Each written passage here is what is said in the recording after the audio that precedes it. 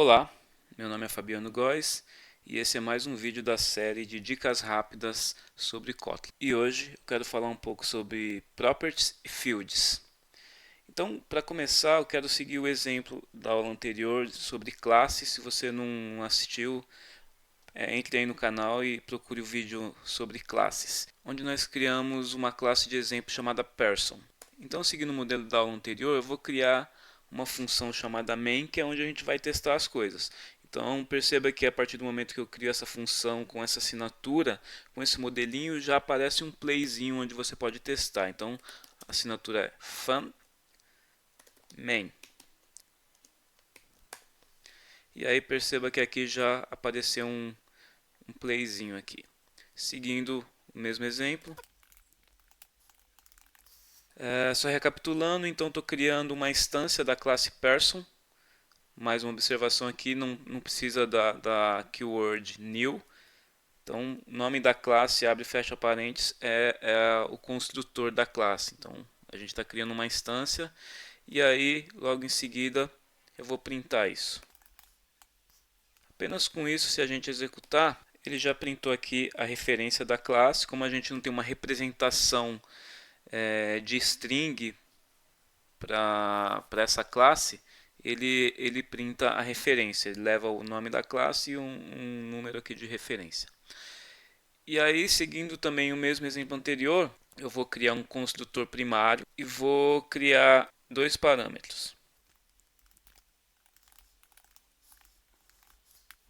Dessa maneira, aqui o nosso construtor já começa a reclamar. Ele ficou vermelhinho aqui e ele diz que nenhum valor foi passado, porque a gente agora criou um construtor que pede parâmetros. Se eu passar aqui os dois parâmetros, a classe volta a funcionar, porém eu não estou fazendo nada com esses parâmetros. Só estou passando e não estou fazendo nada com eles. Então, se eu quiser capturar esses parâmetros em algum momento, aqui agora eu começo a ter a necessidade de ter um corpo para a classe. Até aqui a gente não tinha nenhum corpo, só tinha a assinatura aqui do nome da classe, né, aqui o word class, o nome da classe e o construtor primário. E a gente não tinha nenhum corpo para a classe. Se eu criar esse corpo agora e criar um bloco init, eu consigo capturar esses valores.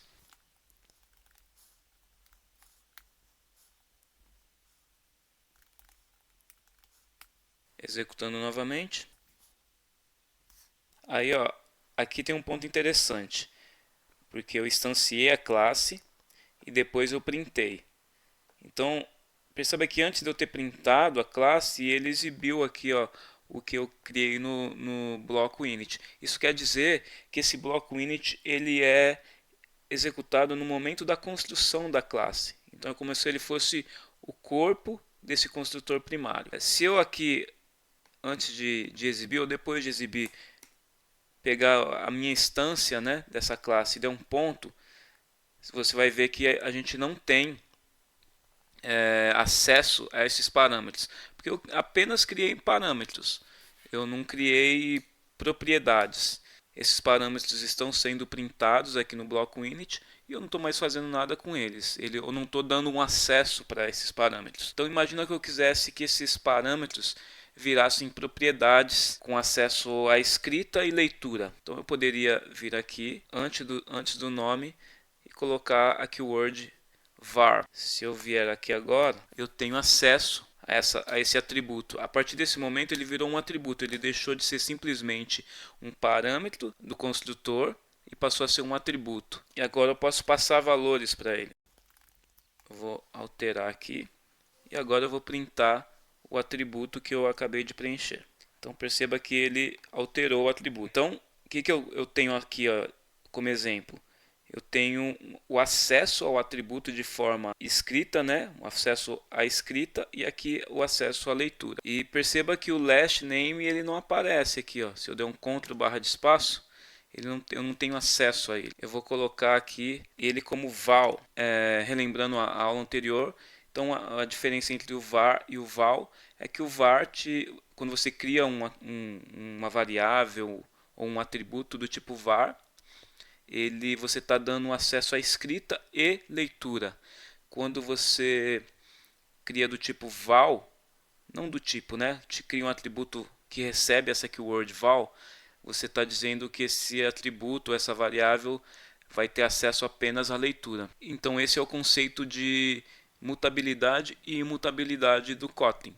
Var, você está usando o conceito de mutabilidade, e val é imutabilidade. Aqui eu posso agora acessar last name, e aqui está acessando. Uma coisa interessante agora do IntelliJ é que ele tem uma opção aqui, ó, no menu Tools, dentro de Kotlin, ele tem Show Kotlin Bytecode. Para quem vem do Java, isso é uma coisa bem interessante. Ele abriu aqui um código, se você clicar nesse Decompile, ele traz para cá. Ó. Eu vou minimizar essas partes só para ficar mais fácil. Então, ele vai mostrar essa classe como seria em Java, né? É o bytecode do Java, para poder a JVM, no final das contas o Kotlin roda em cima de uma JVM. Para rodar no JVM ele precisa ter o bytecode em Java, né? Então, se você prestar atenção, para quem conhece Java, é uma escrita de uma classe final, ou seja, ela não pode ser herdada. E aí tem os atributos aqui, ó, como você está acostumado. Private string first name e private string last name. E aí, se você for ver, o last name ele recebeu final porque ele não pode ser modificado. É o controle de imutabilidade do Java. E aí você percebe que ele criou um get first name e um set first name. Então, você está permitindo aqui que esse valor seja modificado através do set. E para o last name ele criou apenas o get last name. E aqui o construtor que recebe os dois parâmetros e repassa esses valores para os atributos. E aí, como lá no bloco init nós printamos esses valores, ele colocou exatamente o bloco init lá dentro do construtor. Nesse momento nós temos aqui uma simples classe aqui, onde nós conseguimos eliminar bastante boilerplate do Java, né, que a gente teria que usar no Java de criar getters, setters, e um bloco de construtor, um monte de coisa, num simples trechinho de código. E usamos o conceito de propriedades, né, aqui dentro do construtor primário, e usamos o conceito do init aqui para o construtor. Usamos mutabilidade e imutabilidade. Mas vamos supor que eu quisesse criar um outro atributo aqui fora do construtor que chamasse complete name, por exemplo, e ele teria uma ação aqui, eu vou criar um get para ele. E aí a gente tem que usar o mesmo conceito ali da imutabilidade ou imutabilidade. Então o complete name, nesse momento eu não quero que ele seja mutável. Então eu vou criar ele como val e vou criar para esse val, ou seja, eu estou criando um atributo dessa maneira, ele vai ser um atributo que ele é acessível como leitura. Então se eu for lá embaixo e tentar acessar ele aqui agora, apesar dele estar dando um erro ali ainda, eu tenho acesso de leitura para esse atributo. Se eu tentar passar um valor para ele, o compilador já reclama. Já fica vermelho falando que não pode ser associado um valor a ele. Mas aqui ele está reclamando porque é uma variável do tipo val, ela é imutável. Então, no momento que você cria ela, ela já tem que receber um valor e a partir daí ela não muda mais. Então eu teria a opção de colocar aqui, ó, falar que esse valor, esse atributo, ele é preenchido com. Poderia pegar o próprio parâmetro ali, ó. Aí, se você passar o mouse aqui, se você estiver usando o IntelliJ, ele sugere que ele pode converter para um template. E eu vou clicar aqui, ó, e vou aceitar a sugestão dele. Aí ele coloca no template string que a gente vinha usando. Então aí, a IDE acaba te ajudando a usar boas práticas da linguagem. Como a IDE foi criada pelos próprios criadores da linguagem, tem um monte de dicas que a ideia vai acabar te dando no decorrer do seu desenvolvimento. E aí parou de reclamar. Se eu executar o código agora, está aqui o complete name. Eu vou, só para ficar mais visual, vou fazer isso. E aí, tá lá. Nesse momento aqui, se a gente olhar lá agora, eu vou clicar aqui de novo, ó, no bytecode, o decompile, a gente vai ver que ele criou um atributo, ó, chamado complete name, e criou um get para ele. Mas em que momento que ele juntou os dois, né? Porque você vê que no momento que eu criei a variável, eu já juntei o first name com o last name. Então vamos procurar em que momento que ele fez isso. Então perceba que foi, apesar de eu não ter usado o bloco init aqui, ó, não ter feito isso no bloco init, no momento da construção da classe ele já sai juntando as coisas. Então no construtor ele já juntou aqui o first name com o last name. Aqui eu poderia fazer de uma maneira um pouco diferente. Eu já criei a variável e associei um valor a ela. Eu poderia vir aqui e criar um método get. Eu mesmo criar um método get. A assinatura para isso é essa, ó. Get. Poderia criar um corpo aqui e fazer um return daquele valor. Se eu executar agora, o resultado deve ser o mesmo. Mas vamos ver como ficou o bytecode. Então ele está aberto aqui. Se você quiser pode vir por aqui. Como ele fica aberto ali já no cantinho, é só abrir a aba, né? Se a gente olhar agora o bytecode, perceba que agora a junção do first name com last name veio para o método get, porque nós colocamos uma ação para esse get. Então aqui a gente está usando o conceito dos getters, né? Como a gente usaria em qualquer linguagem orientada a objeto. Aqui, só para ficar um pouco mais Kotlin friendly, né? Como eu só tenho uma linha aqui, eu poderia fazer dessa maneira. Então, se eu tenho uma única linha, eu já posso retornar e aí eu não preciso colocar aqui o word return. Eu posso fazer isso para qualquer função, para qualquer método, né? Aqui no caso a gente está fazendo um getter, então o getter não tem parâmetro, aí o igual e o que você quer fazer com isso. Para completar a nossa aula, eu vou criar um outro atributo e vou dar um acesso à escrita para a gente poder criar um set. Então, para ter acesso à escrita, a primeira coisa que a gente tem que fazer é usar aqui o word var. E eu vou chamar de age int. Aqui eu vou usar o set. Se você perceber, conforme eu vou digitando, a ideia já está me sugerindo algumas coisas. Mas só para explicar a sintaxe, eu vou abrir parênteses e o set ele precisa de um parâmetro como em qualquer outra linguagem. Aqui eu vou usar a palavra value. Vou abrir um corpo para ele e aqui tem o pulo do gato do Kotlin. Para eu passar para esse atributo que eu estou criando, que é o age, eu vou passar um valor para ele. Dessa maneira aqui, nesse momento ele começa a reclamar que fala que a variável tem que ser inicializada.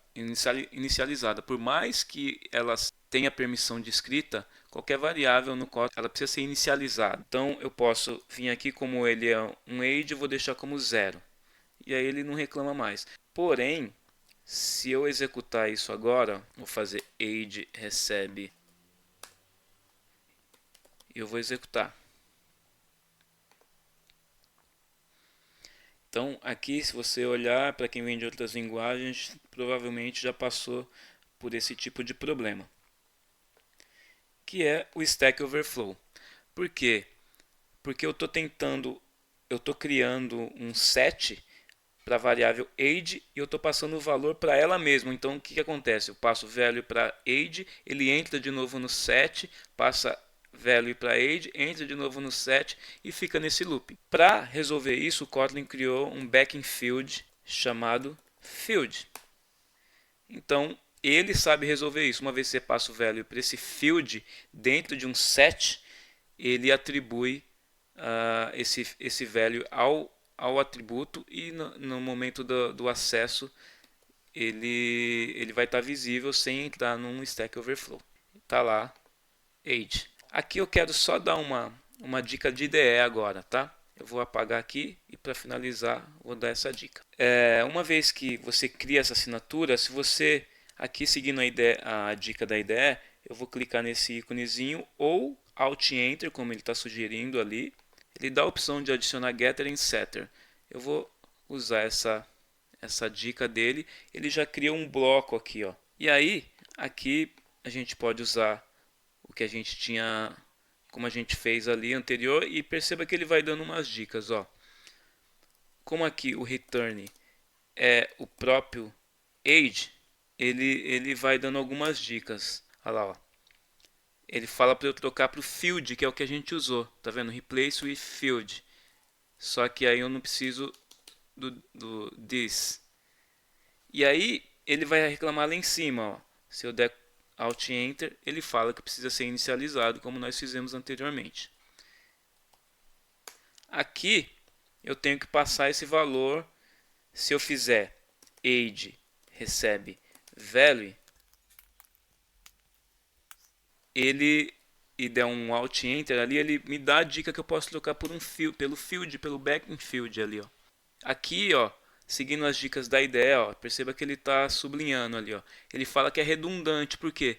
Porque eu não estou fazendo nenhuma ação diferente. Se eu não faço nenhuma ação, ele já faz isso para mim, ó. Tá vendo? Eu não preciso de um getter porque eu não estou atribuindo nenhum valor diferente daqui desse getter que eu estou colocando uma string, estou juntando dois atributos em um.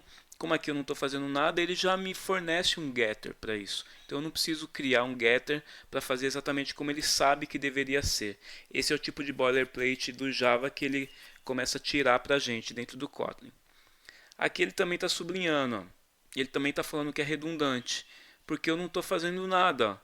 Eu não estou atribuindo, não fazendo nenhum cálculo e tal. Para esse tipo de coisa que é redundante, que no Java a gente acaba fazendo só porque a gente precisa ter um acesso, às vezes, fornecer um acesso, e às vezes mesmo sem você precisar que seja atribuído um valor para aquele atributo, você acaba criando um set, mesmo sem ter a necessidade de usar.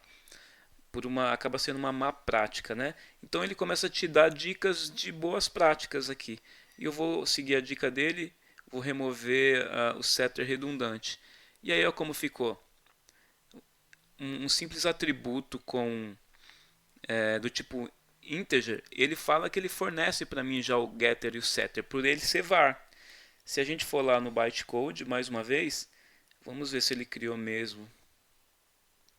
Então tá aqui, ele criou um atributo privado chamado age e criou aqui, ó, o getter e o setter. De verdade, ele fez o que ele falou. E também a gente poderia ver isso na prática usando, né? Como a gente está aqui. Eu não estou passando o age pelo construtor, eu estou usando um atributo para atribuir um valor e depois estou usando um print aqui para ler esse valor e exibir.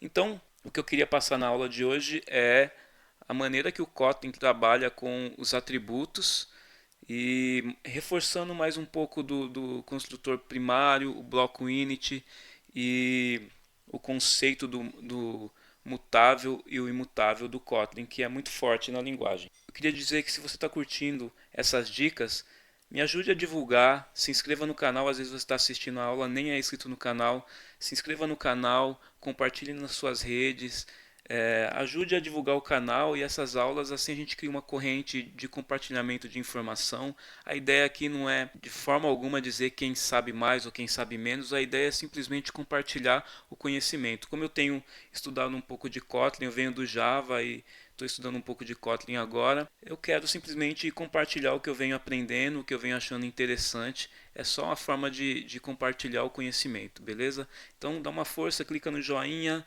compartilhe nas suas redes, dessa forma essas aulas podem chegar a mais pessoas. O YouTube, com o joinha, o YouTube ajuda a divulgar também. Então é isso, até a próxima, um forte abraço.